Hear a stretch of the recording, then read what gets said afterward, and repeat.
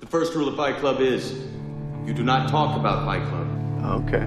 Isn't the first rule of Fight Club don't talk about Fight Club? First rule of Fight Club, never talk about Fight Club. The first rule of Fight Club? You don't talk about Fight Club. What is the first rule of Fight Club, Proby? Okay, Tony, you can barely turn your computer on, so no offense. No one is supposed to talk about it. First rule of Fight Club and all that. The first rule of Fight Club! Gentlemen, welcome to Fight Club. You can be a man of courage, of honor, of integrity. You can be the father, the husband, the leader that your family and your community needs. This is the Manlihood ManCast. Here's your host, Josh Hatcher.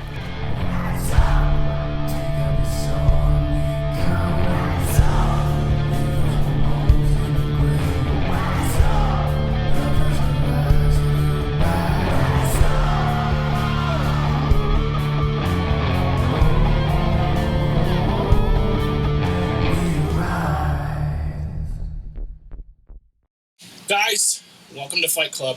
I think the first rule of Fight Club... Have you guys all seen the movie, by the way? Yes. Okay, well... No. So, in the movie, there's a Fight Club, and the first rule of Fight Club is we don't talk about Fight Club, but we're doing the opposite, and not only are we not talking about Fight Club, but we're not fighting either. Yet. Yeah, that's good. Yet. Yeah, give us 5 minutes.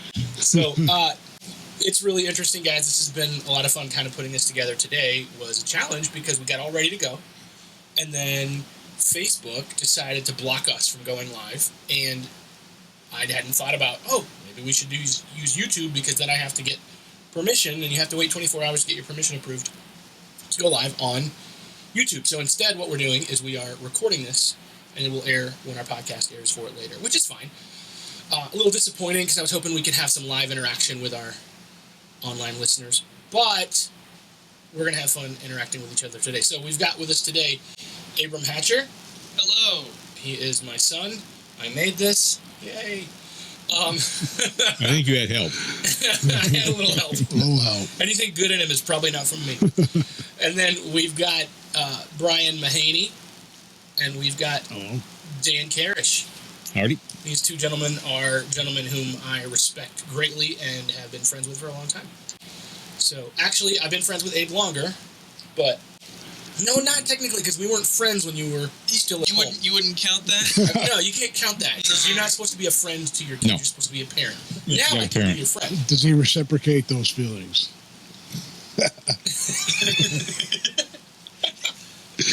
I don't feel like I need to answer that All anymore. right, he pleads the fifth already. Pleads the fifth. So, one of the things that I think is kind of interesting is Abram and I actually have a fight club between the two of us. Yeah. I've been working out twice a week with Abe. We've got a friend that's letting us use a gym, and he's got a heavy bag, and so Abe's been training me. I mean, I used to fight, like, on the schoolyard when I was a kid. You know, I'd have to fight off bullies, and my dad taught me a thing or two, and I knew how to defend myself pretty good. But usually it was just, you know, 1 or 2 punches, and then it was over. So it was never like a real fight. It was just a, you know, stop the bully from hurting you and break his nose if you can, but you probably won't, you know. So Abe has taken martial arts classes and did really well with that. And so I'm like, all right, so since we're working out, why don't you show me a thing or two? So it's been a lot of fun. Yeah, this has been since, what was it, December, I think? Since December, yeah. Yeah. And, I mean, I definitely... You used to be a big flailing mess, and now you can punch. Nice. So that's kind of fun. So watch out. What style? Oh, me? It's American Kenpo Karate. Okay. It was... I mean, it's Mike Miller's place, you know, in town. That's where I learned it. You know. Shotokan. That's... Oh yeah? Mm-hmm. Shotokan. It is very popular. It's a very popular style. What's the difference in Kenpo? Or what is Shotokan's kind of... The basics of them all are pretty much all the same. Karate is karate. Just there's different schools, different masters brought their style down. So just like my oldest boy Josh is taking swordsmanship, Japanese swordsmanship, and he has one school that he belongs to. There's other schools. Yeah. different things like that. That's all. There's probably like over a dozen or 2 dozen. I don't even know how many styles there are, but there's a lot of styles of karate, and they differ a lot. And I try to, I mean, I don't go to the classes anymore, but I still practice. I still do all that. Karate is mainly it's self-defense to get you out of someplace that you should never have been in the first place. For self-defense, yeah. It's to do the maximum amount of damage in the shortest amount of time to get you out of the issue. Yeah. And, I mean, like, the majority of the styles kind of keep that as a core ideal, so. And it's all, mostly karate is all straight line. Yeah. Well. There's not a whole lot of flowery moves unless you're doing sweep kicks or something like that. Yeah, I mean, there's some differing between, certain styles, like. But there's certain styles, especially like like the old like Okinawan styles that are more round and that kind of thing, and things changed as they got sent to Japan and got more militaristic and got implemented in the military, and form and things kind of took over, and then changed again once it got popular in the States, and back and forth and a lot of that stuff. So, but aside from the whole history of it all, it's definitely been one of the biggest impacts on my life, and it's definitely been important for me. Mm-hmm. How's that working out between the two of you's relationship? So I kind of joked that we weren't friends when he had to live here because I was dad. Like, yeah. For me, it has made so much difference to have that time with him every week. It was after, I don't want to get into too much detail and throw you under the bus or anything. It was after a breakup where it was a relationship that was, it caused some distance between us, and so to have that time together, I think we've actually gotten really close. Oh, yeah. And we've had some of the best conversations I've had. Actually, so this is really funny. I was thinking about this as I'm driving. Some of the best conversations in my life have been in a tent or a truck with Dan Karrasch, on the bank of a river with Brian Mahaney, or at training, lifting, and talking with Abe and working with Abe. Those have been some really great and meaningful conversations, and so I think that's actually kind of makes today a little bit fun. We got a cat invading. Hey, Abe, are you teaching him the mental aspect that goes with it also? Well, chi and that sort of stuff? Not particularly. It's more about form, It's definitely like basics, And we're almost a little bit more in the boxing sphere. Yeah, because Mike taught a lot of that, There's a lot of more like boxing stuff, and because that's a lot of what I'm teaching him, because it's I don't foresee you doing a lot of kicks anytime soon. Yeah, I can't get my legs up that high. Don't have to. The goal is to punch somebody hard enough that I don't have to. Take him in the side of the leg to go down every single time. Yeah. Yeah, as long as if you can get the back of the knee, you should be good. Oh, side knee too. That trashes everything. They'll go screaming to the ground. I couldn't decide whether I should wear this or my Cobra Kai shirt, and I see I picked the wrong. I picked the wrong shirt, of course. Oh, that's a fun show. That cat. Yeah. This is the cat invading. If he needs to be... Oh, he's found some cheese on the floor. He's good. Oh, no. He's putting it on. Did he eat cheese? Yeah, I mean, worst case scenario, he poops and Shiloh has to clean it up. That sounds great to me, right, Shiloh? She's like, I don't want to walk through. But if you guys that are watching don't realize, we're actually recording in my living room right now. So I kind of said, this is going to be the fun of it. If somebody walks in, if the dogs start barking, if whatever happens. That's somebody walks in to become a guest. Exactly. You walk in, we're going to ask you, we're going to grill you. Yeah. So, yeah, I've really kind of appreciated that time with Abe and the things that we're learning. I want to learn more about that, and honestly, the biggest reason is I think that it's important. One of the things that I think men need to learn to do is to defend themselves. Like I said, I know how to defend myself, and most of that happens before it ever gets to a physical confrontation. I have the advantage of my size, Brian. You're the same way. Dan, you're imposing too. You're tall and got big shoulders and and your cyborg legs. So I mean, people are scared, But I don't know about that, but I think that every man should know how to defend himself and how to protect somebody else if necessary. Yes, but have the wisdom that goes with it. Right. Absolutely. Right. That's the biggest part. Yep. Otherwise, you become a bully. I was reading today, actually, I was had a couple minutes and I was writing a blog post that'll become a podcast episode later. One of the features that we're going to do this year, it'll be every month we'll do an episode called Testicular Fortitude, which is a historical portrait of a man with balls. Yep. And so we've got some pretty cool men lined up. The one I was writing today is about a Japanese samurai, Ronin, who wrote the book called The Five Rings, which ended up being translated in English and kind of like... Musashi. Yes, Read the book. And so I was reading and reading about him and writing today, and I was like, one of the quotes that I loved was talking about, the martial arts should always be used for self-defense, and the most important part of it is learning to never have to fight. The most important part of your training is learning to never have to fight. Exactly, yeah. Yep. He was a cool dude, though. He had 60 major sword duels, won all of them. Most of them were to the death. Some of them, his final bout, they had to row in their rowboats out to this island off the coast of Japan, and on the way he carved his oar into a wooden sword and killed the guy with one strike and vowed to never sword fight again. That's the coolest thing I've ever heard. Yeah, I can't wait till that episode comes out. You guys will love it. So. Have they made a movie about this guy? No. They have not. Why not? Five Rings of Power is a good side book to Sun Tzu. I have read that. The other thing is Josh I can turn you on to the title, but the guy that did the writing for the Five Rings of Power, he took a lot of liberties. But there's been several books written about Musashi's life, and Josh, my oldest boy, is doing the swordsmanship, has turned me on to the title of the book and craped that book's a good 2 inches thick.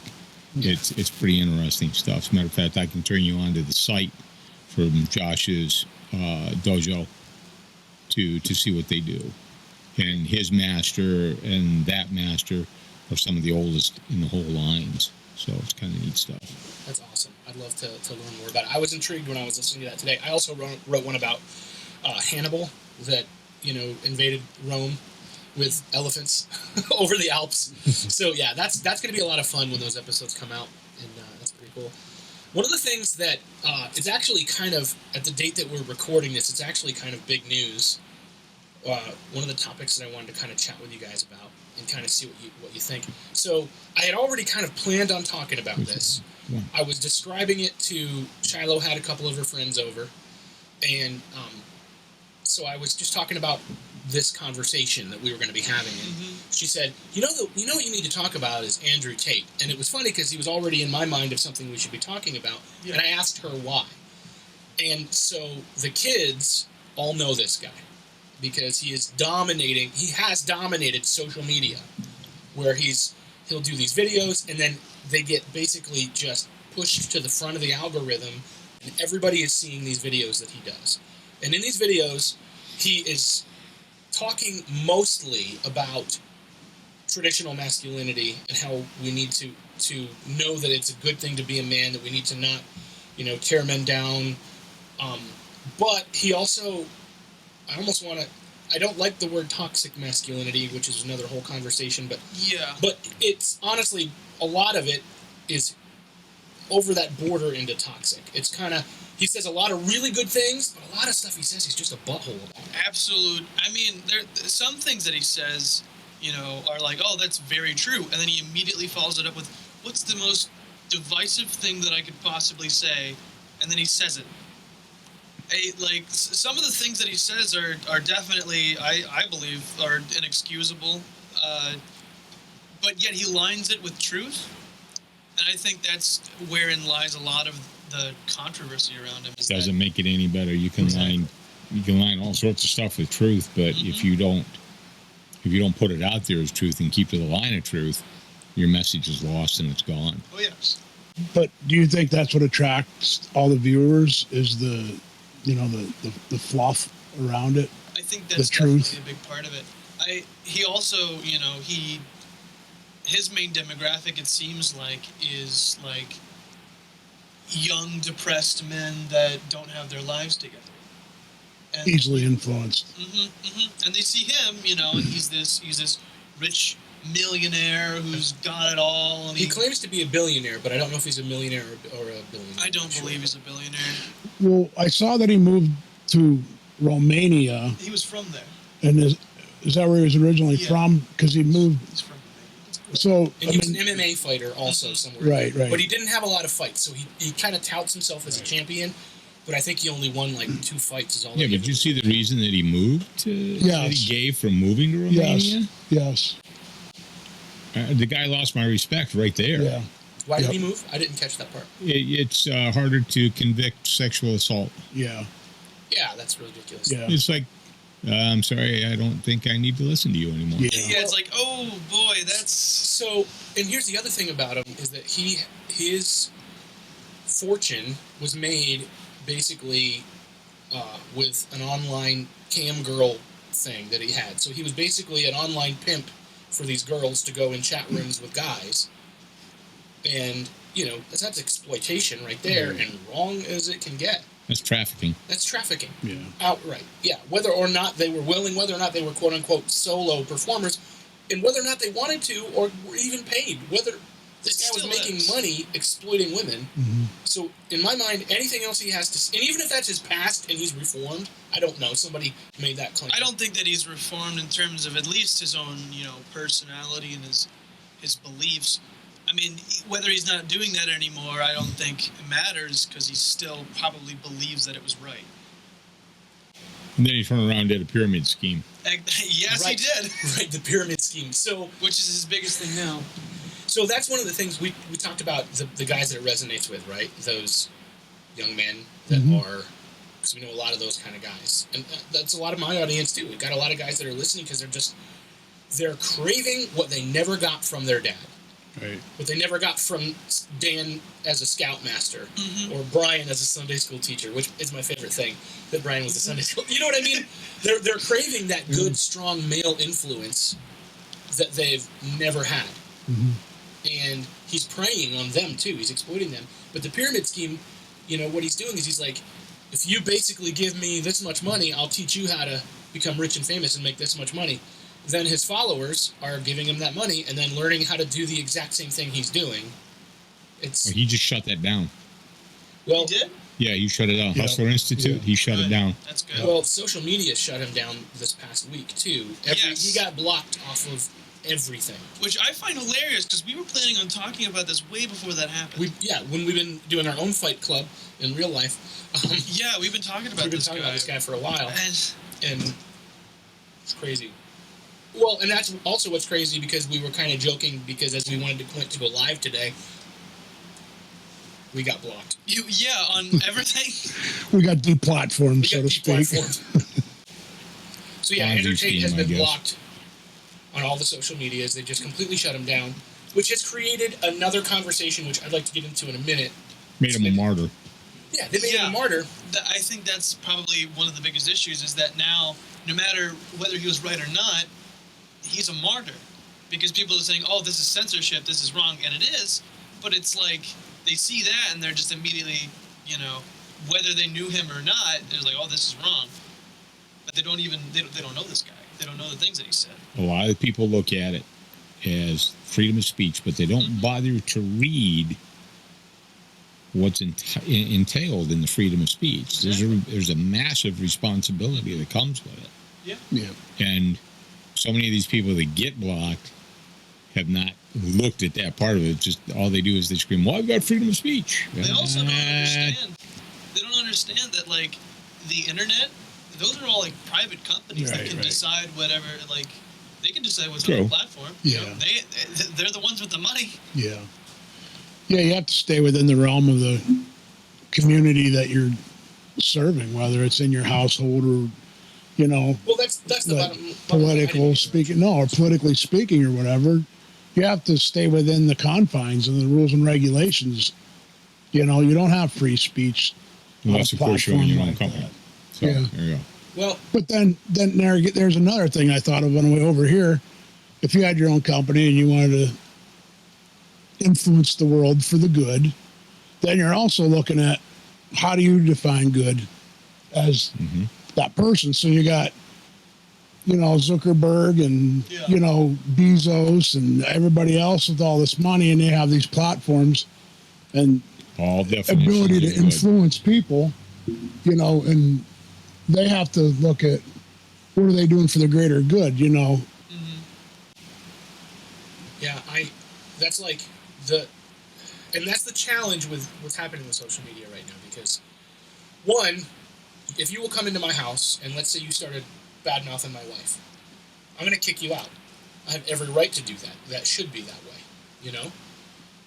Now, first of all, I think I'll try to have the conversation and disarm the conversation. We'll talk about it. But if you refuse, you know what? You're just not welcome anymore.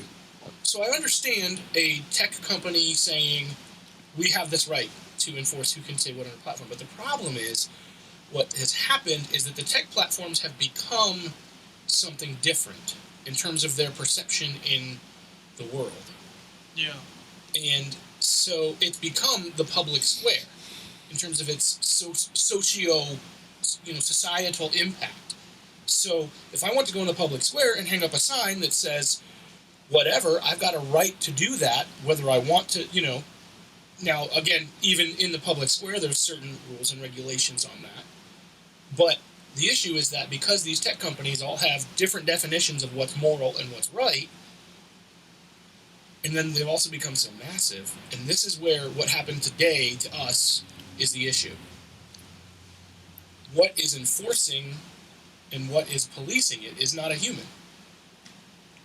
It's completely enforced and patrolled and everything by artificial intelligence, which should blow our minds when we really think about that. Mm-hmm.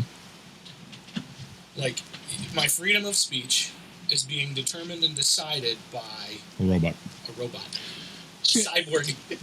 My issue is your freedom of speech is not at all. It's the ability to use a private platform in a public forum to put that out there in front of the world. And people, whether they want to believe it or not, this is it right here, and how do you get your freedom of speech to the most people? Well, you have to abide by the rules and regulations of whatever it is that you want, or you on Facebook or you're on Truth Social. This guy here can go on Truth Social. It's kind of, but what rules and regulations do they have, and what is the reach that they have, That's how I feel about it. We put a lot of faith in the fact that Facebook's going to be fair. And, like Grandma always said, nobody ever said the world's going to be fair. Yeah, well, that's one thing we all know for sure. The world is not fair. You get that right. Dan, you've been slapped by Facebook a few times, right? Yes, sir. For political statements? Or? Mostly, yeah. Mostly I lean, I don't want to say I'm a hard conservative.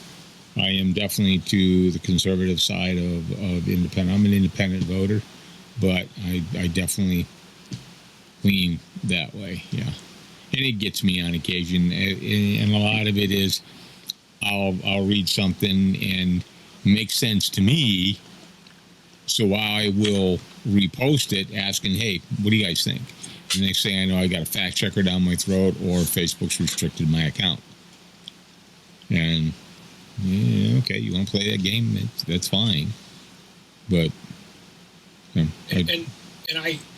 feel the same way, but for whatever reason, I haven't had that happen to me a whole lot, which is good. I fought back a couple of times and fought against their stuff and given my reasons, and it's been reversed. Mm-hmm. But more times than not, it's upheld. How would you say your friends list is percentage-wise conservative leaning or lining up with your views? Most of my friends list is conservative, but I've got some friends on there that are leftists, and they keep me honest to a point. Yeah. See, I think they're people that I can discuss stuff with. Yeah. And we can talk about it back and forth and come to some sort of agreement to disagree or something to that effect. And you? So, my social sphere is pretty broad. Yeah. I've got a lot of very hard. I mean, I have some communist like friends. 3,000? Yeah, and they're real people. Like, almost all of my friends are people that I've either met in real life or had a real connection with through podcasting and things like that I'm doing. So, but the majority of them are people I've met, and so I tend to add them and try to communicate with them. And we'll have some really deep discussions, and sometimes people will get fired up and be downright nasty.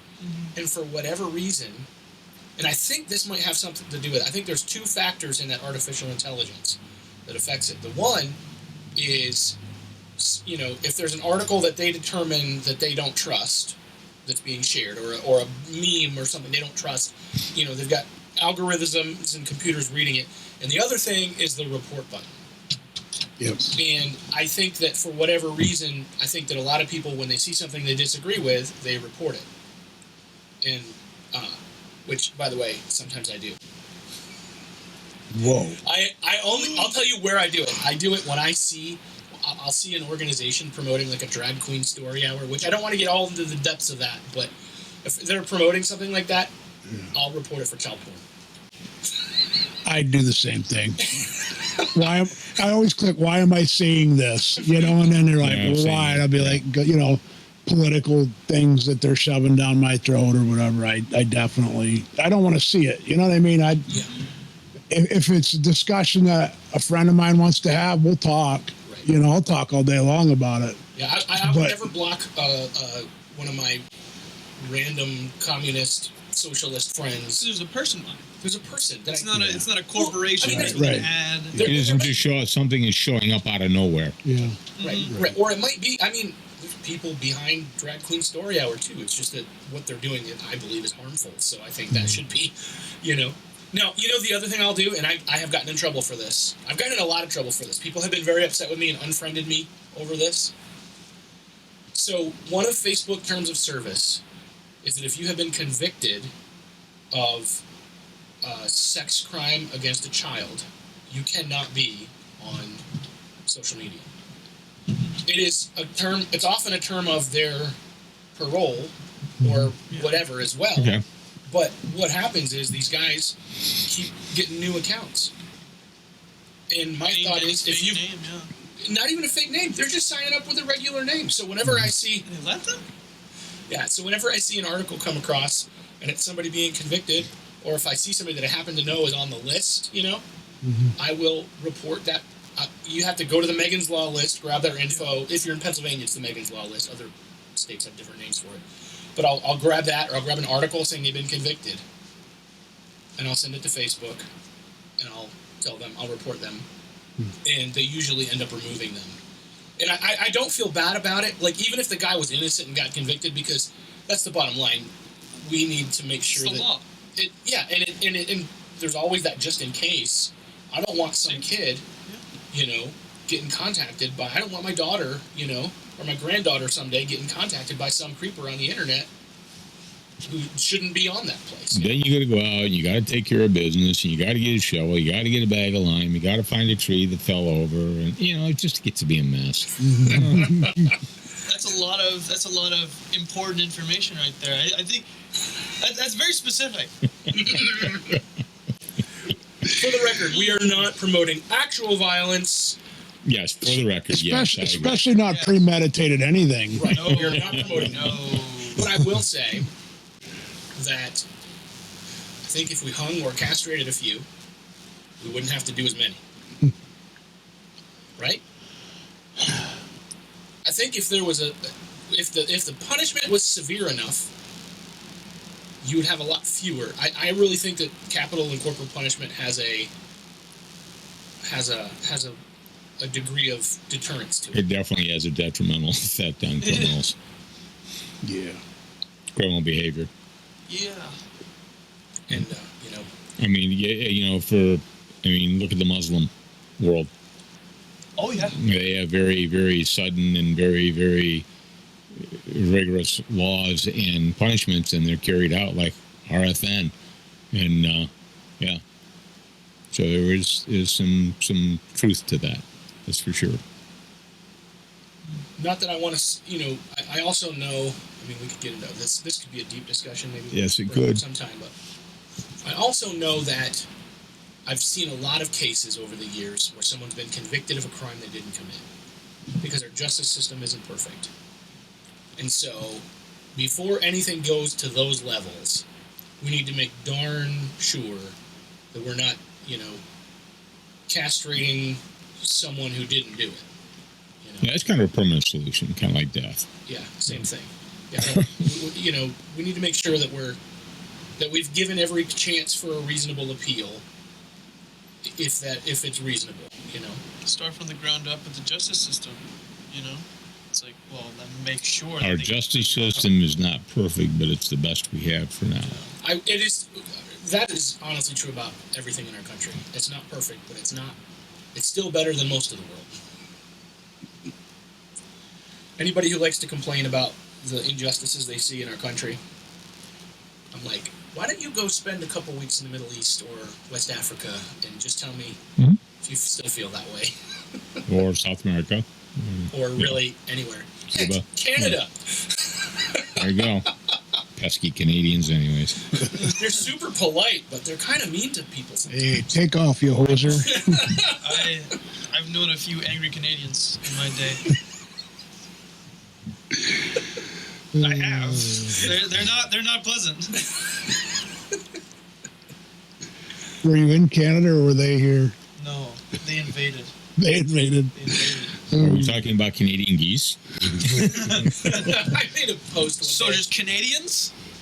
I made a post one day. It was really bad, but I took a picture of some Canadian geese and I said, "These dang illegal immigrants coming over and pooping all over the place. There you go. They won't get jobs. And they just keep begging for handouts and dirtying up our public parks."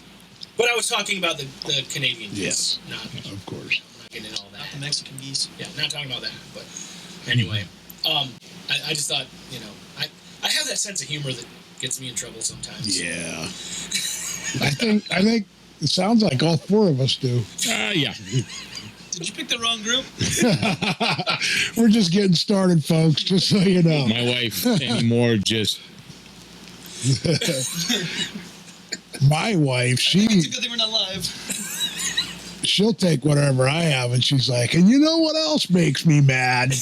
When they this and they that, and I'll be like, honey, what's up? And it'll be days later, she'll bring something. I'll be like, whoa, she's angry. Yeah, her sense of humor goes to a darker place. Oh, it goes deep. Yeah, it runs deep. But I'd say she's full of conviction. Like she's passionate and she's holds on to those beliefs. It's a good quality to have sometimes. Most of the time, yeah. If you're right. Well, ask her. She'll tell you. She'll tell you. I'm always right. No, that was our long time. Except for the time that I was joke. wrong. Yeah. But I ended up being right. I was mistaken. Yeah, I thought I was wrong, but I was mistaken. Yeah. There you go. Yep. Should you finally learn that I'm perfect, she says. Yeah. So, one of the other things on our list of topics that I had you guys kind of look into, and I don't want to go too deep in this because there's a rabbit hole that we could spend. So, have you been paying attention? This whole thing's a rabbit hole. I know. Oh, yeah. This is Alice in Wonderland. This is Alice in Wonderland, right. Well, okay, I'll just say this. You guys that know me know that I'm a conspiracy theory enthusiast. That does not mean that I believe all of them. That does not mean that I am a QAnon. You're only a conspiracy theorist until you're right. Right, exactly. So, there you go. But I have found, my thought is, if there's a conspiracy theory, there's usually a reason someone believes it. It doesn't mean that it's true. It means that there's something over here that might be a little bit true that caused the ripple effect. That's called mythology. Sure. And so, what is the root of the mythos? Yep. And so, the conspiracy theory that this gets into is the idea that everybody in Hollywood and the government is satanic pedophiles, which sounds crazy when you say it. So you're gonna work from the bottom up, right? So yeah. So I sent you guys a clip to watch, and it's an MMA fighter named Joel Bauman, who he gets in the ring and he's like, Jimmy Kimmel, make this go viral, and he basically says, until they release the Epstein flight logs and client list, I'm just going to assume that you're all a bunch of pedophiles. You know, and okay to say, but I think we go back to that thing about justice. Yeah. And rule of law and stuff like that. And you're innocent until proven guilty in this country. Yeah.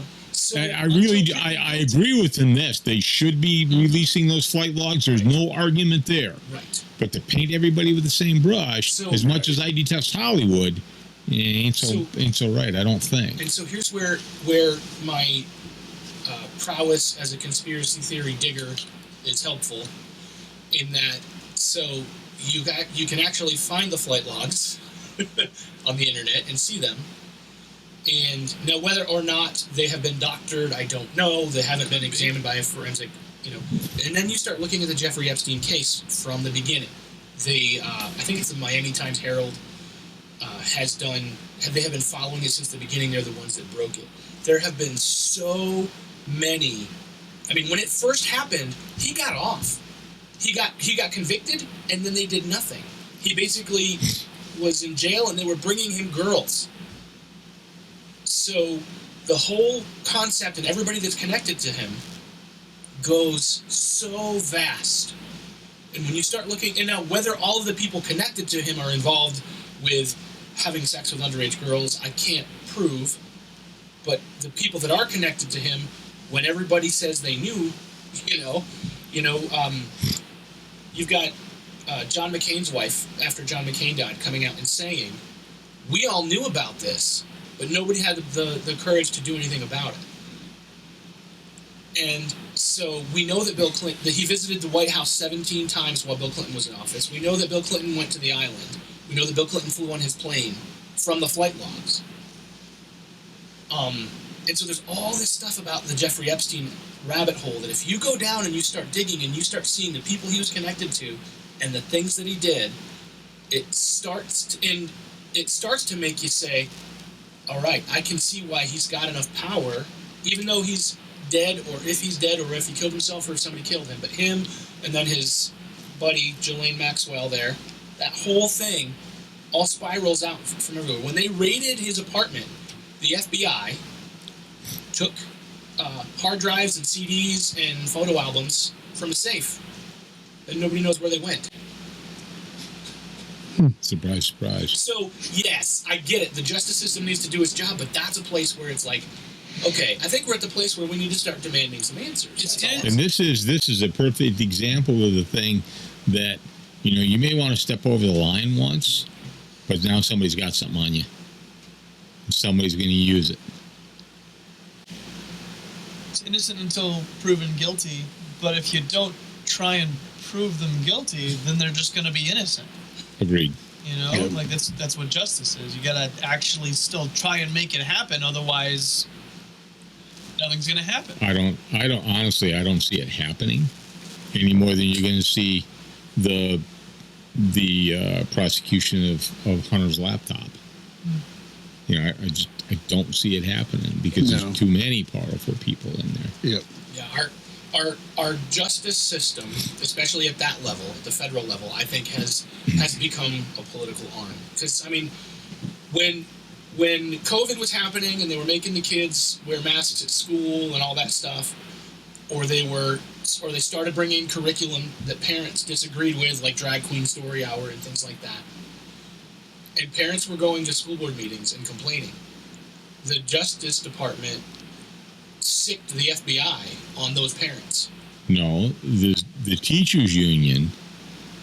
But the Justice the teachers union went after with the White House's help, went after the Justice Department and said you need to start talking to these people as terrorists. So it was the union that started it. Right, but it went to the Justice Department, and then it went to the FBI, and they started doing it. Have you been watching the elections lately? What's that? Have you been watching the elections lately? The school boards are all across the country are flipping and going the other direction. But my point was, I don't want to get all political with all this, but my point was, if they'll do that, but they won't release or charge any of the people that Ghislaine Maxwell was convicted of trafficking children to. Mm-hmm. Where are we going to get our movies from? Where are we going to get our popcorn entertainment from? Right. Yeah. Who's gonna run the country? These things are important, people! YouTube. The only thing left when everything gets leveled will be Manlihood. Will be the only thing left. The only thing left? Last man standing. And probably only about half of them. Just saying. I mean, yeah. Well, you don't know for whatever reasons. But anyways, you know, I want to touch on that a little bit because when we watched a documentary on this guy in Great Britain he worked in his magic. You know, he was a talk show host, radio host. Yes. Did you watch that? No, but I told you I'm a conspiracy theory If you watch, so I've been down all the rabbit holes. Okay, this guy there's a documentary about him, but this guy had an orphanage for girls that he would visit, you know, and people there had to know what was going on. The money that he was pouring into this place, he like in 2 months got $50 million or whatever to build this orphanage or whatever. And, you know, he groomed people and the children, you know, to where they thought they're the only ones. They were a special case, but I don't want to get too much into the grooming and all that. But he was knighted.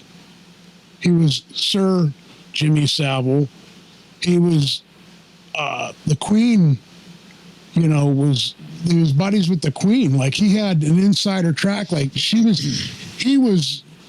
the number 2, you know, where they would call him and ask him for advice on how to earn money or like fundraise and do all this stuff because he was such a great guy. And then after he died, it came out what he was doing to these people. And then, you know, of course, they took away his knighthood and all that. But, not his manhood. you know, it's so, right. It's so, yeah, he lost that a long time ago. He lost that term a long time ago. But when you look at how they were ashamed that they bought into him, you know what I mean?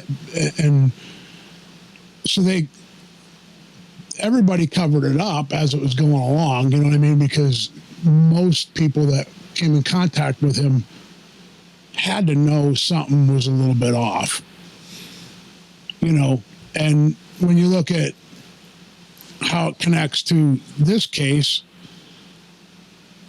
there's probably a lot of parallels, but there's probably a lot of stuff coming off the same branch, you know, the cover-ups and people knowing about what's going on. You know, I've seen and dealt with people that were molested and such, and to see what people don't look at with suspicion that people do and get away with, you know, by being groomed to just ignore it or act like it doesn't happen or overlook certain stupid, obvious signs, you know, it's crazy what people will overlook. So by being called a conspiracy theorist, I would wear that badge with pride because you're not just running with the herd. You're looking into things that are should be obvious to people if you look at the signs, even the things that you know and are given up as fact in any of these cases. It's crazy to think that people wouldn't look or want to look deeper into what's going on. All I can say is when it comes to the conspiracy theory stuff, I think that there are people who will promote a conspiracy theory because the conspiracy theory will cover up the truth, the conspiracy theory itself sometimes. Mm-hmm. But the CIA and the FBI have a lot of information that's been declassified. And you can go on their websites and you can read a lot of information going way back. So if you ever want to dig, I'll just put it that way. That's probably a good way to wrap it up, unless you guys have thought. But if you ever want to dig, there's plenty to dig for. Were you going to say something, Dan? Yeah, there's another side to this point that I think we're missing. And this one side that we're talking about is extremely important and probably the most important. Okay, all these people that have been compromised, people in power, how many of those people became puppets? That, hey, I want this taken care of, I want this done, I want this bill passed, I want this appropriation. And this is worldwide, because he had a client list, as it's coming out, covered the world. Mm-hmm. And the thing with that is, it's not just him and pedophiles. Like, that's how business in this world is done, is you get dirt on somebody, and then, I mean, it shouldn't be this way, but you get dirt on somebody, and then you hold it against them. I mean, you can't think of much dirtier dirt. That's the dirtiest dirt. That's and all it takes is one person to get into his files or hack his files, or one country. And God knows it's so easy. How much of that aren't we thinking about? Well, and I think that's why we don't hear the whole story. It may very well be. Because it's spread so wide, and I don't know if everybody can handle it. I don't know. That's me speculating. I don't know. But it very well could be. I'll tell you this, too. I think there's a lesson in it for all of us, in that if there's a hole in your character, I mean, a hole in my character is not that, obviously, but if there's a hole in your character, it can be used against you. Can and will be. Can and will be used against you. But sometimes you do it yourself. I just think that's kind of a thing that we all need to be aware. That's the lesson we can take from it. Don't leave holes in your character. Right. That's one lesson. The other lesson is, let's get these guys out. Let's find out who they are and let's get rid of them. So, I always feel gross talking about that stuff. That's part of the problem. I know, that's part of the problem. It really is. It really is, and that could be a whole nother topic for a whole nother day. But yeah. And yeah. I don't know if I want to talk anymore about pedophilia and all of that, but maybe someday we can have a conversation about some of it, because I do have some other thoughts, but I want to be able to sleep tonight. Things that are too uncomfortable to talk about, let's put it that way. I think that's where we're going with that. Some things are, and that's okay. So why don't we ask Dwayne Edgar, who couldn't be here tonight, had some great questions that he and I thought, let's pull a couple of those out, because I think he did. He's like, let's, and I'm like, these is the things that, but you know what, he likes to listen to like Joe Rogan, which is a fun podcast, but that's like 4 hours podcast. He's like a skinny Joe Rogan. Yes. Yeah. But he had some great questions. I thought, let's pull a couple of them, and maybe we can ask and kind of get our insight on it. So this question is, how can you tell the difference between a priority and a distraction? You guys have any thoughts on that? I definitely do. Do you? Yeah. Tell us. Well, if a priority is something that you plan, you know, I went introspect, which I don't normally do. I don't get in my own head, you know, but recently I see my wife doing things that she wants to do that makes her happy, you know, and I thought to myself, well, what do I do that makes me happy? And it was nothing. I didn't have a clue. Like, I could not define that, you know, and it was part of, like, you know, our mission and vision and purpose and all that, and getting in your head and figuring it all out. But, you know, what is a hobby of mine? Well, I worked on cars. Well, after you do that for a living long enough, it's no longer a hobby. It's not fun at all. You know what I mean? And so I had to really think about it, and I didn't have any answer for that. I mean, so I had to think, what are the things that are a priority to me in my life, and what do I need to do to have enough time to focus on doing those things? You know, one of them is riding side by side. You know, our family likes to get on and go out in the woods, pack a lunch, cook it on the grill, you know, eat out in the woods, pick leeks, whatever. And another one was out on the boat. So I had to think about what are what does it look like to be able to do those things? I had to set those as priorities in my life, and anything else was a distraction. You know, if it was somebody that needed a push mower fixed or their car broke down or whatever, I got out of the business. You know, here's a number of a guy that can fix your car. You know, so I had to take the distractions and push them aside. But distractions are unplanned and priorities are planned. You know, otherwise they're just another distraction in my mind. Good insight. Did you find some things that you really like to do? Well, it was weird because talk about one of them. Yeah, I did. Well, my whole life I was like, you know what? Golf's just stupid. Chasing a little white ball around. What are you laughing about? Anyways, I thought this is the stupidest thing my whole life. I thought it was so dumb. And then I looked at people that I knew, that I respected, guys that did it, and they're like, they love it, you know, this and that. And all the guys at work, you know, they get paid. Oh, hey, we're leaving at noon. We're going to go golfing. Well, what did I do? I didn't golf. So I stayed there at work until 4 o'clock. Them guys got paid to go golf. And I thought, why am I not trying it? You know, why not try it? I might be good at it. You know what I mean? I'm not going to be back on the football field anytime soon. Why not try golf? Golfer now?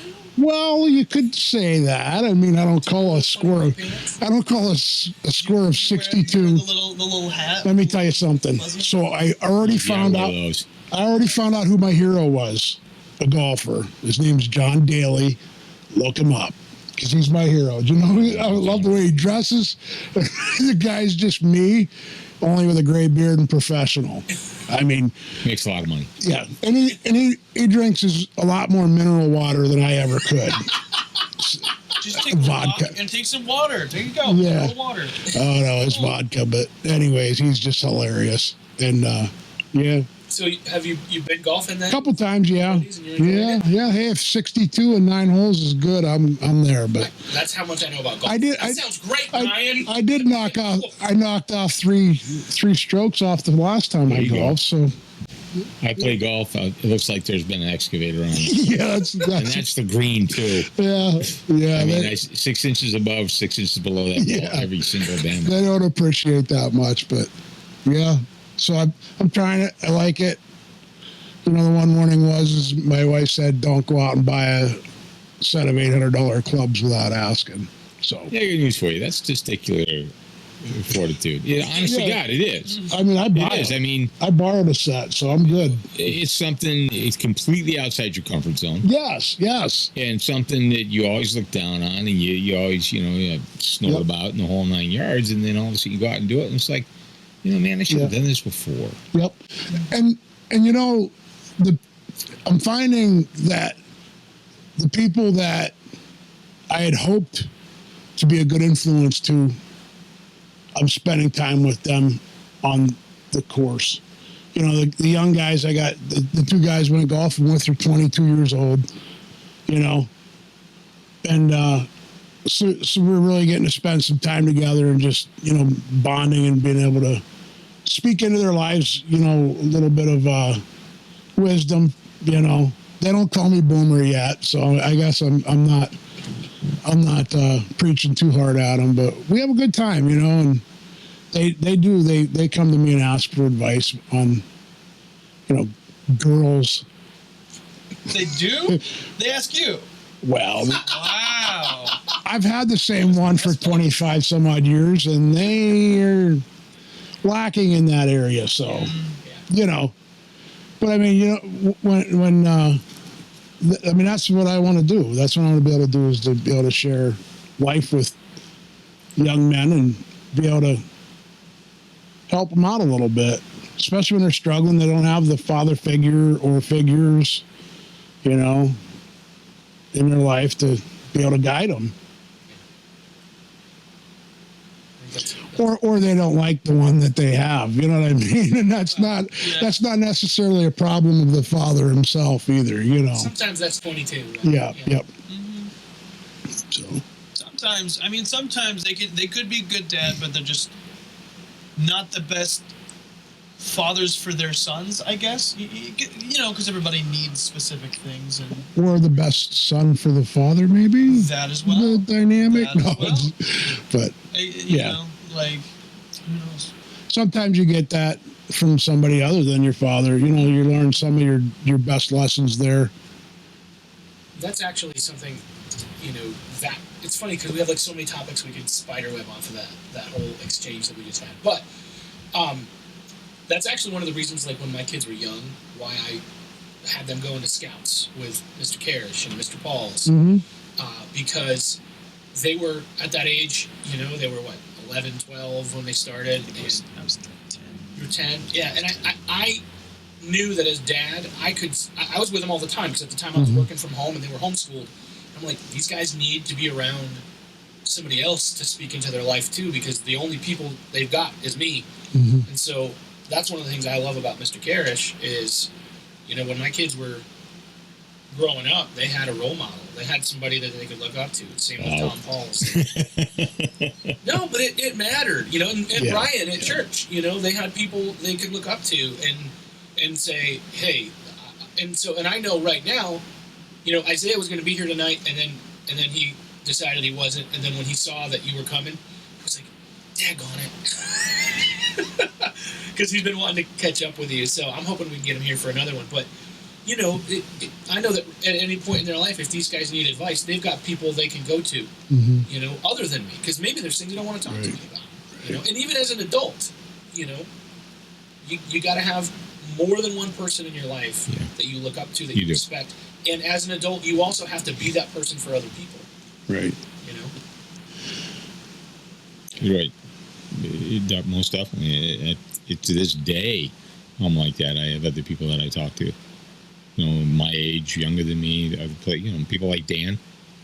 You know, and stuff like that. You know, so yeah.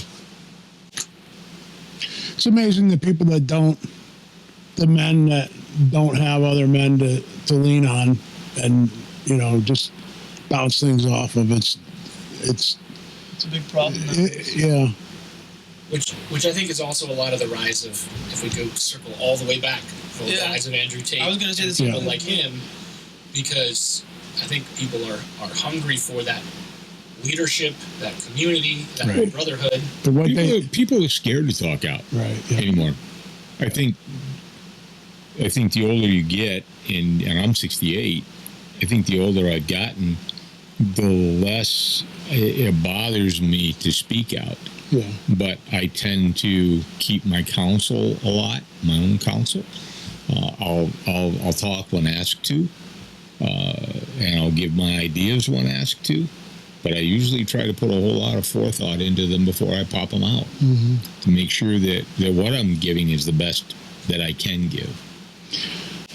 I think, you know, somebody made a point that we're more connected now than ever, and there's millions and millions of people, but there's not that intimacy. You know, like, people or keyboard warriors are going to say stuff. They don't think about what they say or the ramifications, you know, like you're saying. You think about what you're going to say before you say it. There's that intimacy. That's that, you know, maturity and taking that forethought. You don't have that online, so to speak. It's everybody can hear what, you know, and you got. Intimacy, you were talking about having a fire earlier. Sitting around a fire with a beer. You know, it doesn't necessarily mean you get toasted or anything else. It could be a couple of fingers of bourbon. It can just be sitting there talking. That's male intimacy, if you will. Right. That the time, like you're saying, talking about campfire, sitting in front of a truck, sitting on a riverbank. Yep. Those are all times that relationship between you and whoever your peers are, or whoever you've chosen to help guide you through this quagmire we call life. That's where those bonds become really, really, really tight. Yeah. Dan, and I don't know if you remember old Mark Peterson or not when he was still in the troop. Maybe that was before your time, but those are the kind of people you could sit down and you could talk to them about anything in your life. I mean anything, and it was good. You knew you were going to get good feedback one way or another. You might get laughed at, but, you know, that's part of the deal. Yep. But you're right. The stuff on the keyboard, it's depersonalized us. And it's a freaking horrible thing. Yeah. It really is. I think that all brings us back to Dwayne's question, too, which is when we start thinking about priority and distraction, I think that the things that we need to make priority are the things that matter the most. What matters the most is the people in your life. Absolutely. And anything else is probably a distraction. Yep. Yeah. I mean, if you love, you know, what was it they talked about in church the other day? It was like there's your circle. It's like you're in a pond. There's like your circle, and there's like ripples out and out. And when you love you and the people around you, you know, it starts spreading out towards other people. You know, because I mean, you can only influence so much, but when you influence the people around you and make them a priority, you know, they're going to see that and then reciprocate it. And if everyone did that, then the world would be a much better place. Yeah. But even if half the people did that. But.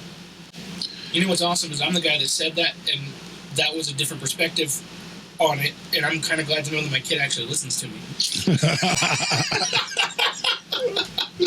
Well, that was his takeaway. It was probably way better than the point you were trying to make in the first place. Yeah, I like visual metaphors. Yes, visual metaphors.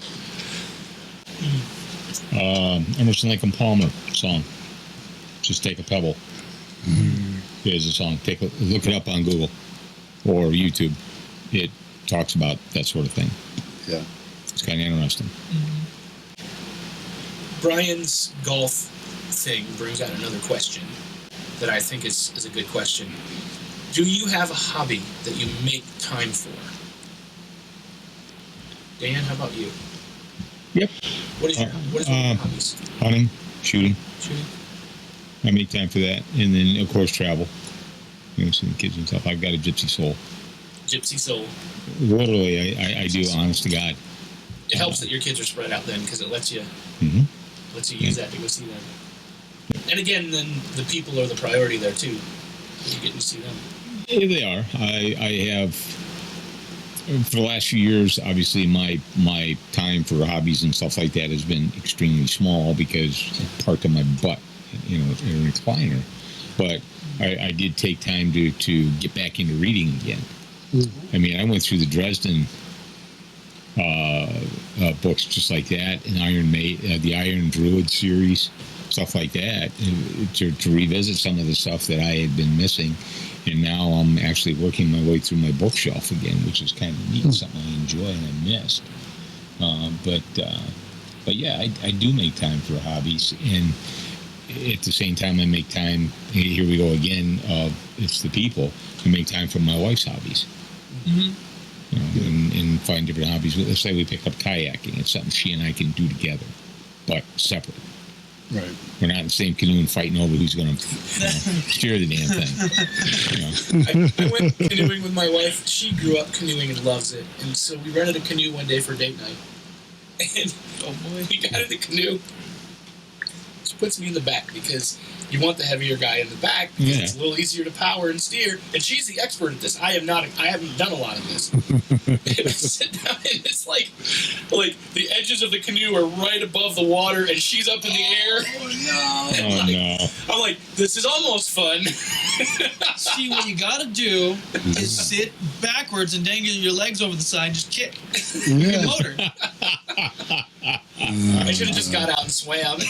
We would have been safer. Walk next to it. Yeah, walk next to it. I was going to ask you if it's obvious your marriage survived that issue. Yeah. Well, but you also physically survived that. Yes. We also got in a paddle boat one time. A paddle boat? My right hip was underwater, but we made it across the lake and back. Hey, you tried though. Yeah. You know, because it was important to her. Which you tried. honestly is, you know, if I look at my hobbies and the things that I make a priority, and it's not even a hobby, but it's something I make a priority, is a couple of years ago we decided we need to make date night a priority because now here we're at this place in our life where our kids are grown and we've only got one left at home, and this is her senior year, and she's always busy. So we get all this time together, and we had to kind of learn to like each other again. Yeah. You know? And so we started making date night a priority, and once a week we do something, whether it's breakfast or dinner.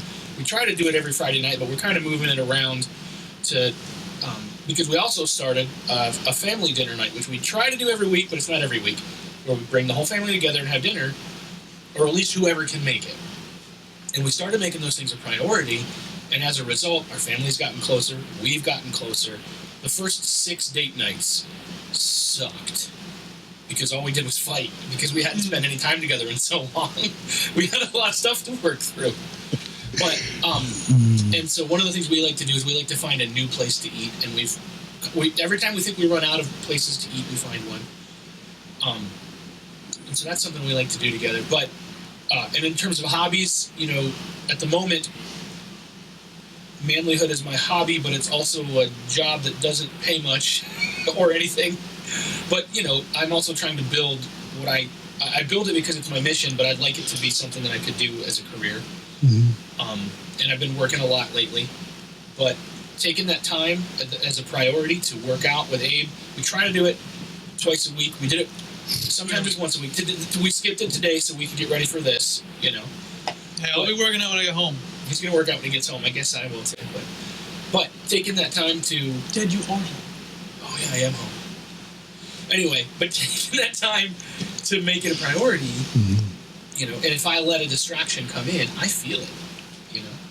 But having those hobbies and those things that you do, man, I haven't done much just for the fun of it in a long time. So I think I need to kind of explore that a little bit. Golf.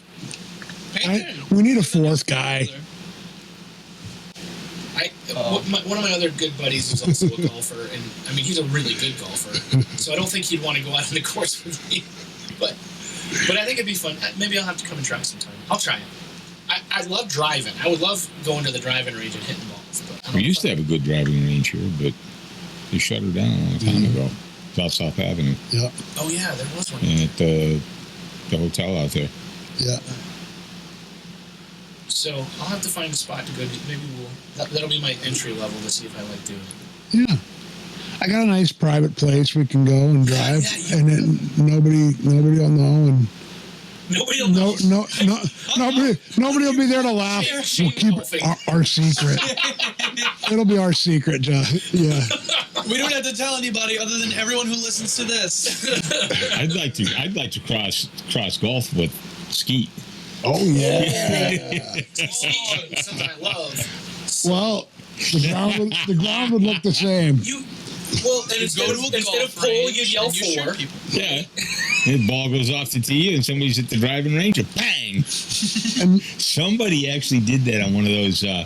Something like Jackass. Yep. Yeah. Did you see? He was standing next to him at the driving range. Boom. That sounds like fun. Yes. Where can we do this? Do you have a spot to do that? No. We gotta find a spot to do that. And when we're doing it, you're coming. We can do it up in the pit of my house. Yeah. We can make Tannerite balls. Oh, there you go.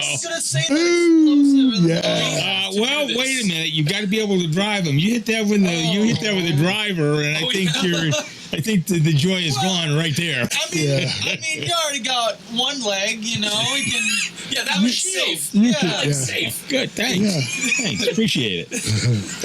Thank you very much. There's like a nice shield on the one, you know. You're a jerk. We got a machinist here. We could get him to. Yeah. Protection for the other one. No, that's fun. Oh boy. Dwayne's got another question, guys. Things, people, circumstances that make you uncomfortable and why? I have to deal with all kinds of uncomfortable situations every single day. Those are his coworkers. Yeah. I work at Walmart. Up at the door, I'm the guy that everyone yells at. That's not a joke. That's true. I stand there all day, and I just get people just yelling random things. They go on like all kinds of like political rants. They just like accuse me of random things. I you know, it's fun because most of the day I'm just, you know, standing there. I don't have to do all that much other than check receipts. But people aren't happy about that. You know, it's a very fun job when you get the people who are just so angry, just so fired up, and all they want is for you to get even more fired up. They want to get you mad, you know. Just all the kind of people that you see all over, like Facebook or whatever. You know, they're just having all those meltdowns in like public places, and I have to deal with all those people. And how I deal with them, I just stand there, I just look them in the face, and once they see that I don't care, they leave. What would somebody I don't really care for shopping at Walmart because no one does for lots of different reasons. But what would make somebody so mad that they would yell at the greeter? I want to see your receipt. I'm the first person and the last person they see. You know, whether they had if they had a bad time in the store, I'm the person that they yell at as they run out. If I'm the first person in the store, you know, it's like they have a bad experience on the way in or just having a bad day. You know, they see me and they're like, oh, he works here. I can yell at this man. He's obviously lowest on the totem pole because he's out front. He's not behind the cash. Exactly. He's not doing that. He's got to take it. He's got to take it. He gets paid to take it. Basically. Walmart psychologist. Yeah, there you go.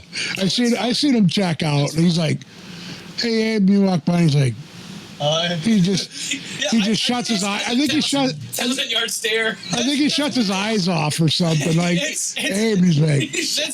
That's kind of what it is. Is that like I mean. Like sometimes I develop like partial face blindness because I see so many people and there's just so many like I have like people like walk up to me and I've known these people for years and they're like, hi, how's it going? I'm like, I don't know who you are. Oh, you're my dad? Okay. Yeah.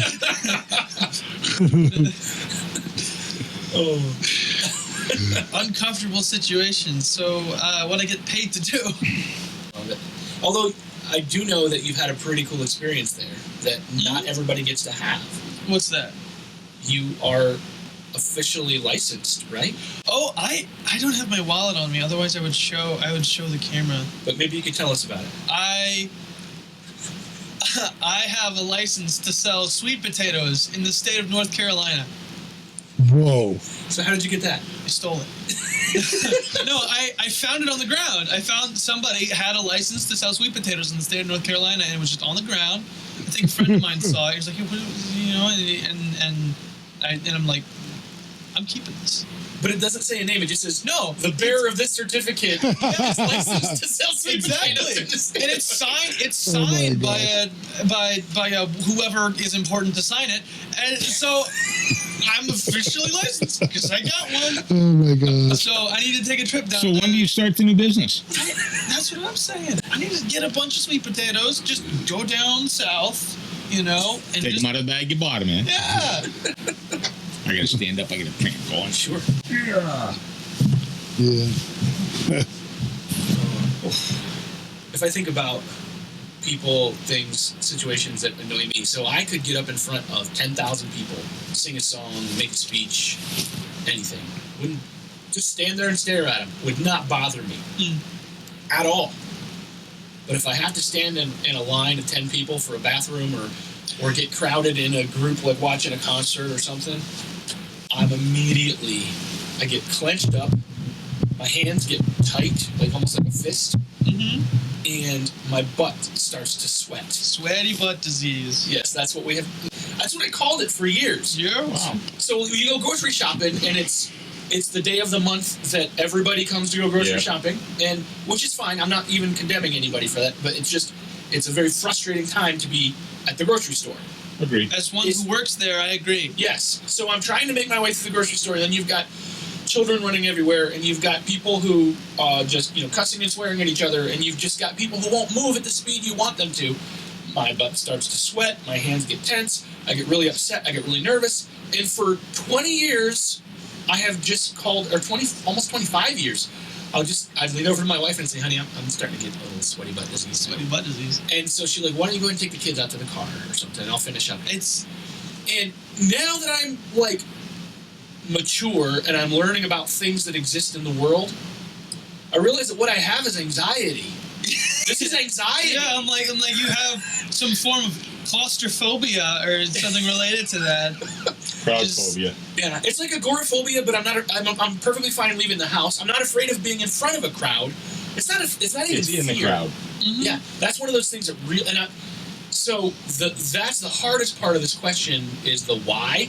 No idea why. I imagine that if I sat down with a good therapist and we spent a lot of time, we could probably find some random memory from my childhood that would explain where all this came from. But You probably got, lost in a crowd or something sometime. oh, I did get lost at the beach when I was little. I thought it was, yeah. Uh-oh. Holy therapy Joe Dirt moment. Oh, dude. Wow. I think the thing that Breakthrough. But the thing is, when I got lost at the beach, I didn't think I was lost. you were just misplaced. No, I thought they were lost. The lifeguard sees me walking by 7 times, and he's like, "Son, are you lost?" I'm like, "No, my mom's lost. I'm trying to find her." The thing that gets me, and this has been since I had to start using a wheelchair, is the people that look at me and you see the pity in their eye, or they see me on prosthetic, and you can see it in their eyes that, oh my God, that poor guy, he's disabled. That bugs me. That makes me extremely uncomfortable, because the first thing I want to do is I'm going to jump up and I'm going to say, hey, look. I'm not. Kick him in the face. No, not that. No, not that. It's just that it's a stereotype. Mm-hmm. And I've never been stereotyped in my life. And it bugs me that people want to put me in that box. So it makes me extremely uncomfortable, almost to the point sometimes of being confrontational. And I have to be careful with that. Kids don't bother me. They come up and they'll want to touch it, they'll want to talk about it, and everything like that. But adults, on the other hand, sometimes just yeah. Well, I kind of want to touch it and want to talk about it, but it's only because I think it's cool. Yeah. Yeah. Well, fine. And I'm glad that you're mobile. There are people that are like that. Yeah. That because they've been exposed to more things in their life. I'm not sure, but the ones that you can see the pity. You can see the pity factor start. Yeah. And it's like, I don't need pity. I don't need it at all. That lends into something that makes me uncomfortable then that you're talking about. So I was just sitting here, I got nothing, Mm-hmm. And when you talk about like a disability or certain circumstances that people are in, handicapped, whatever you want to call the name, but, people my age and demographic and are afraid to say stuff nowadays because you don't know who's going to get triggered by what. I mean, and I'll give you an example. There's Facebook mothers out there that were in our lives, and you're friends with them, and things are going on with this or that, and they don't want you to do this or say that, or don't ask, about the certain circumstance they got going on in their life. You got to watch how you word things when you ask about. I'm curious as all get out about some of this stuff, but I'm afraid to even say, dude, how'd you lose your leg? You know what I mean? Diabetes. Peripheral vascular disease. Not you, but like, but no, that's but like if I seen you, at a parade or something, I'm gonna walk up, hey, what happened? Be like, you walk up to me saying, hey, last time I seen you 40 years ago or 20 years ago, you weighed 220 pounds. What happened, bro? You know what I mean? I'm gonna laugh about it. But you walk up to some of these people and you say, that comes under courteousness. Hey, why? Honestly, but, I know, but I'm relating it to. You're right. Like, people don't know how to approach something that could trigger somebody and that is a sensitive topic. You're a salty dog, I can tell, but you know what I mean? So the silence is more upsetting to you than if somebody would say, hey, dude, what happened? But when I don't know how to talk to people like that, Does that make sense? We're living in a culture that is so sensitive about everything that when you're a curious person, you have questions or you have thoughts, it makes it like I have some gay friends, right? I have a lot of questions for them sometimes. I mean, not a lot of detailed personal questions, but there are things that I'd like to know. That I'm like, well, I went to college and I had 2 black roommates. I grew up in Rowlett, Pennsylvania. Right. I knew one black person, and she was half black, and she didn't know any black people. Right. So I get 2 black roommates. Actually, they were twins. I had one black roommate and his twin brother who was always in our room. And I'm like, you guys, I want you to know and understand, I am not a racist, but I have a lot of questions. Right. And I need to be able to ask them. And they're like, that's fine, ask away. And then what they did is they said, well, here's the deal. We're going to answer that question because I want you to know, but don't ever ask anybody else that question because they'll punch you in the face. Right. I usually when I'm like that, I usually preface it with, hey, if I'm out of bounds or I'm asking something that's wrong, please tell me right off the bat, and we'll just call it quits and we're good. That's usually what I say anymore. I have very few filters anymore. Yeah. That's a great way to do that. Yeah. Hey, if I'm out of bounds, let me know, please. Right. And I think that disarms the fear or confusion right there. Yeah. See, that's why I invited you. Because you're wise. There's lots of reasons. He's just cool. Jesus. Oh, I thought that was a good question. Good thing to answer. Did we all answer? Did you? Yeah, we all answered something that makes us uncomfortable or why. So, yeah, guys.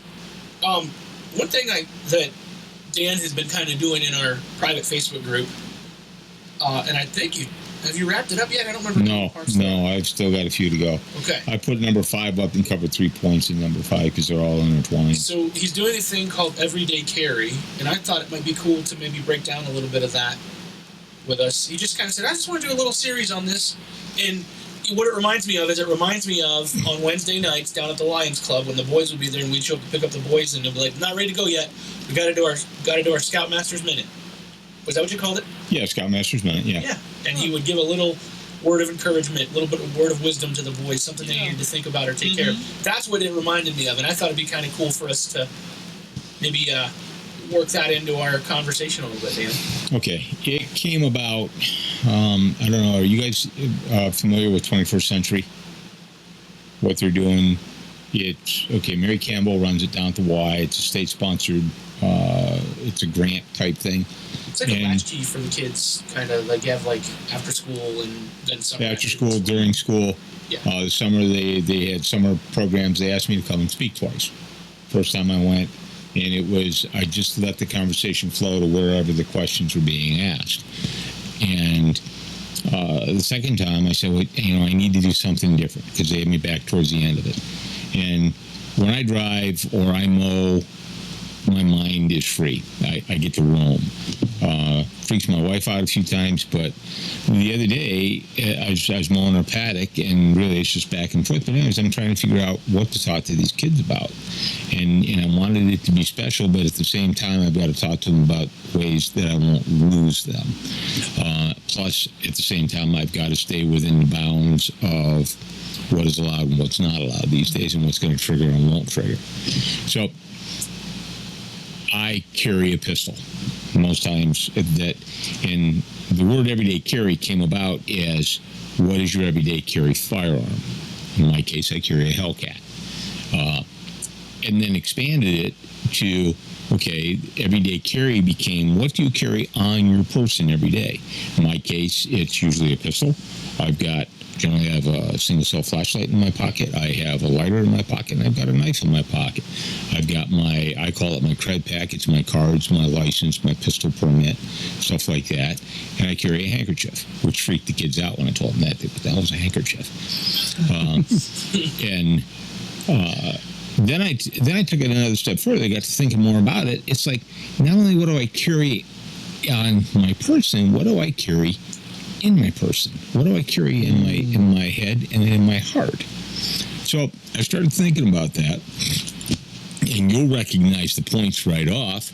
trustworthy, loyal, helpful, friendly, courteous, kind, obedient, cheerful, thrifty, brave, clean, reverence. The 12 points of the Scout Law. Okay? I couldn't say Boy Scouting, though, because it's not a good thing anymore, supposedly. But anyways, and then I added a 13th point. But I'm not going to tell you that because I told you I'd save it to the last thing. Yeah. Okay, there's a 13th point I put in there. So I started talking to the kids about this. I have a couple observations. Kids don't know definitions the way we did when we graduated from elementary school or maybe 7th grade. I mean, these kids are middle school students. Okay, it's like trustworthy. They kept trying to define it with the word. Well, it means the word trust. No, that's not how you define something.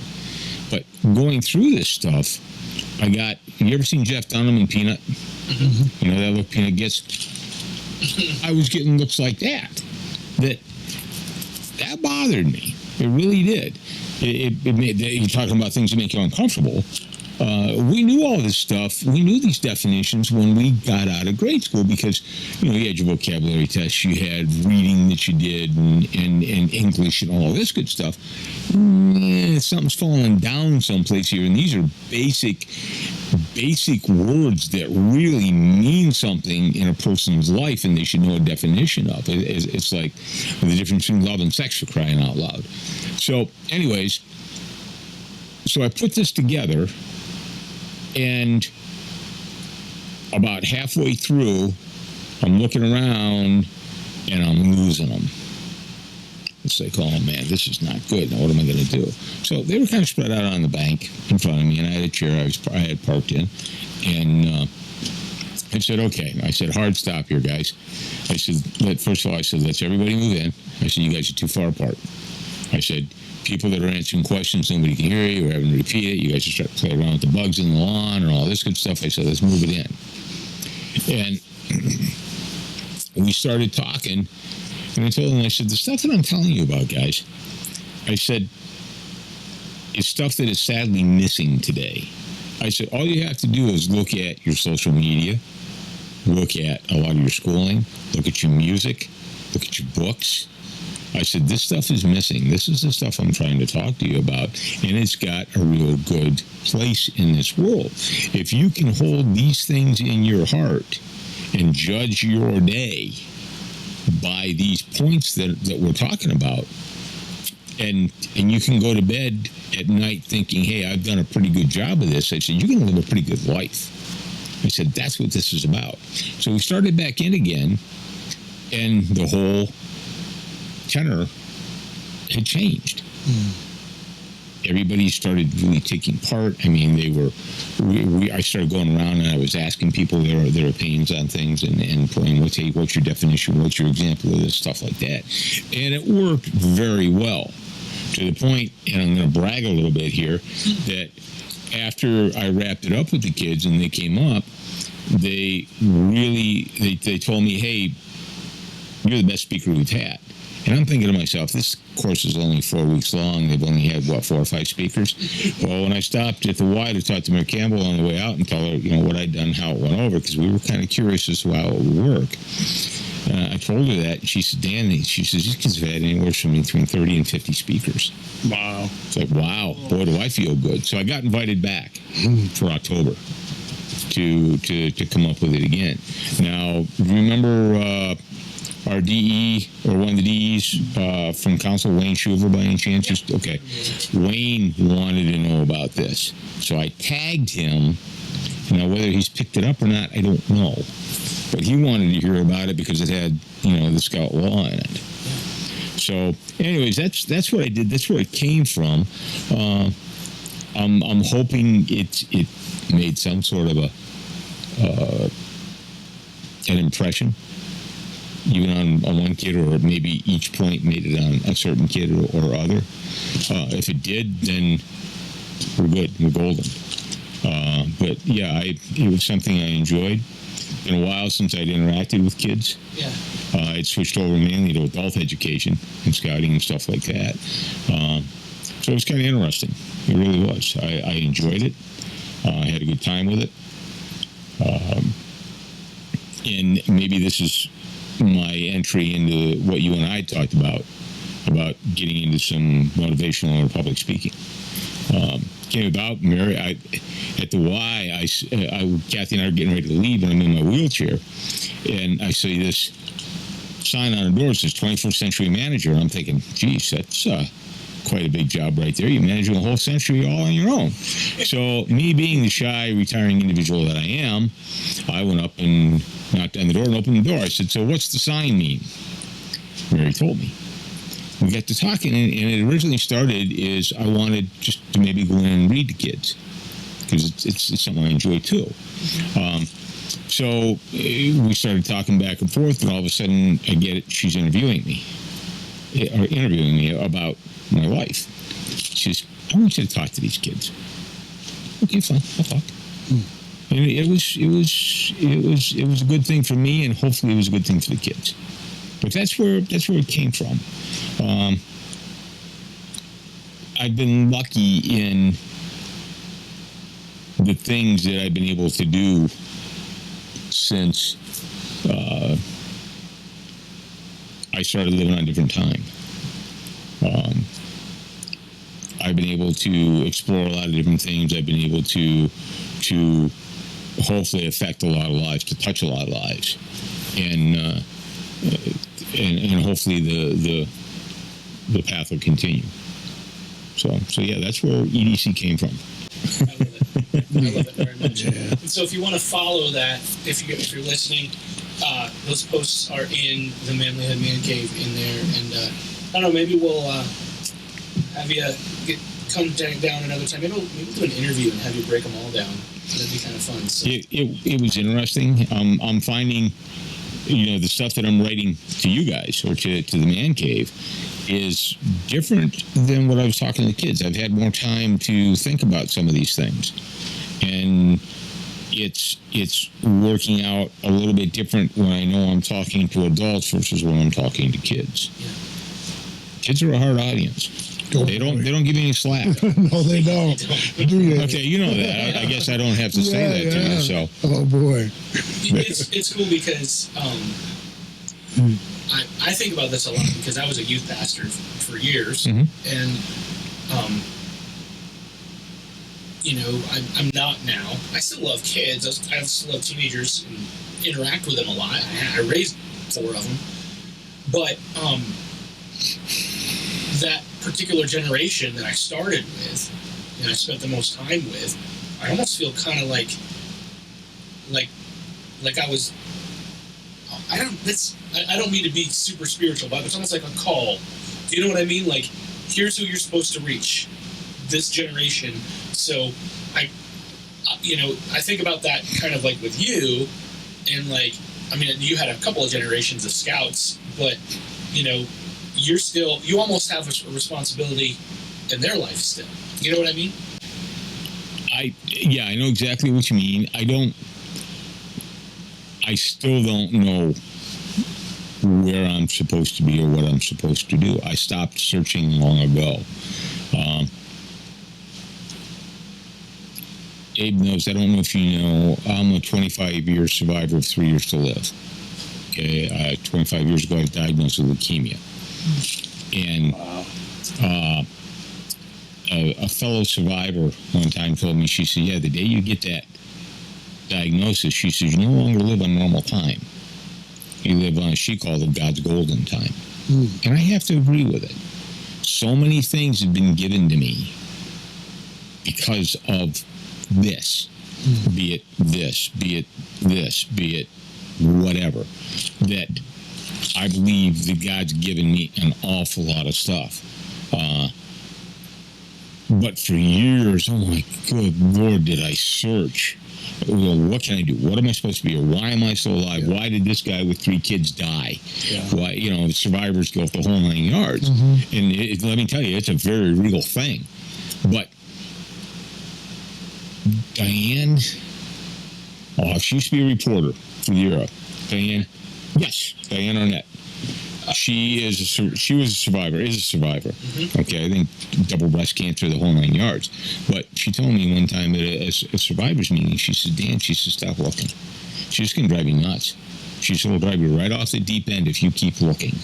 She said, just forget about it and go where you're pushed to go.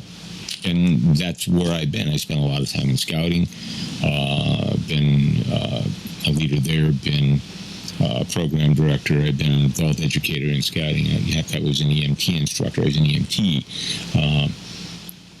I've done a lot of things, and it's all been. I've watched 5 of my sons grow up.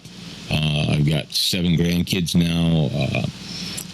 I've got 43 years with my wife, and I know I'm getting off topic here, but there are so many things, and I still don't think I'm finished. I don't know where I'm supposed to be or where I'm supposed to go, but I'll talk and help any way I can with just about anything. And enjoy myself doing it, as long as I got a cup of coffee. Yeah. Kind of like enjoying what you are, instead of there is a quote from the Bible. Instead of becoming something, it's what you are. I can't remember. I don't know verses and chapters and all that good stuff. But I saw it was painted on one of those little paintings my wife has. It says, "I've learned to be content in whatsoever state I find myself." Yeah. And I know it's from the Bible. Did he? I don't remember which book, but it was in one of his letters. And that's where I try to put myself. Yeah. Wherever I find myself, that's where I'm content.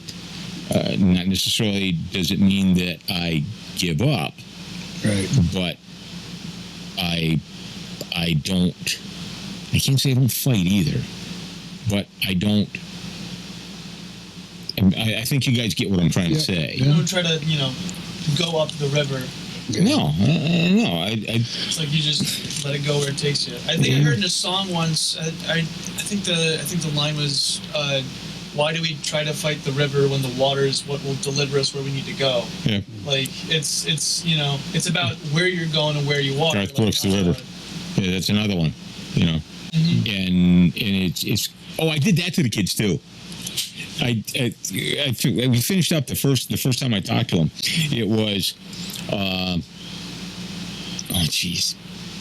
about trying to be something somebody expects you to be. Okay, and not being yourself. And I ended with, I said, "Do you guys know who Garth Brooks is?" I got that blank 1,000 years stare again. And I said, "Well, there's a couple of them that put their hands up." I said, I want you guys to look up a song. And I said, the song is God's greatest gift. Yeah. Unanswered Prayers. That's the name of the song. Unanswered Prayers. I said, I want you guys to look that up because I'm going to ask you about it when I come back. And I said, I'll be back at the end of the month and I want to know what you guys thought about it. Before I even left, they had their phones out looking it up. Yeah. And I asked Mary about it later on. She said, yeah. She said, boy, was there a lot of discussion on that song. That's awesome. Unanswered Prayers, Yeah. I think that's a really cool thing, like when we can, like, music, poetry, and art can teach us so much. Really? You think? Yeah. There's so many times when somebody will try to tell me something and I'm just not hearing it, and then a song comes on the radio and you it's listen like, to it. Ding! There it is! Like, I get it! Oh, hold on a minute! Yeah, it does teach us a lot. Art, same thing. In I have found in the last 25 years, I have found so much comfort in music and poetry and art and reading and things like that it's helped me keep my sanity and stuff like that. So it's kind of interesting. It really is. It really is. Anything else you guys want to discuss before we wrap up our show, guys? Been fun. Yeah. This has been a great... and it will continue to be fun. It will. I want to do this once a month. So if you guys make it, if anybody else makes it, awesome. Okay. You guys are always welcome to do it. I'll keep you in the loop, and if you want to come, that'd be great. One of the things that in my mind that motivates this is, I've got a group of guys that meets every Monday night, and we have discussions like this, usually centered around the Bible, but about life, and we talk every Monday night. Dan, I'll give you info if you want to get plugged in. You might enjoy it. But What's up? but that kind of discussion, this kind of discussion, is the kind of stuff that I think all men need in their lives. And so I'm hoping that as the guys that are listening are seeing and enjoying what we're doing and how we're getting to know each other and goofing off and having fun. If you don't have somebody like this in your life, you need to find somebody. Right. Let's make it happen, because this is where we grow. This is where we learn. This is where we, get challenged to be better. I've learned a whole lot from this conversation with you guys. Me too. Thanks. I appreciate you. Thank you. Thanks for inviting me. So it's Fight Club, but we're allowed to talk about Fight Club. So let's make it happen. We're not going to fight. We're not going to fight. We might one of these days. I'm going to buy some gloves and headgear, so we might actually. I don't know. I definitely want to shoot and golf at the same time. I will bring my extra leg and I'll kick your ass. He's got a full leg. Can't wait. All right, thank you guys for listening, and thank you guys for being here tonight. I appreciate it. If you want to be a better man, check out our website, manlihood.com, for blogs, videos, and more from our Manlihood team. And you can also join our private Facebook group, Manlihood Man Cave, where you can meet up with a band of brothers who will challenge you and help you on your journey of manhood. This episode is produced by Hatcher Media for manlihood.com. Be sure to subscribe and leave us a review on iTunes, YouTube, or wherever you're listening to the show. Tune in again for more of the Manlihood ManCast.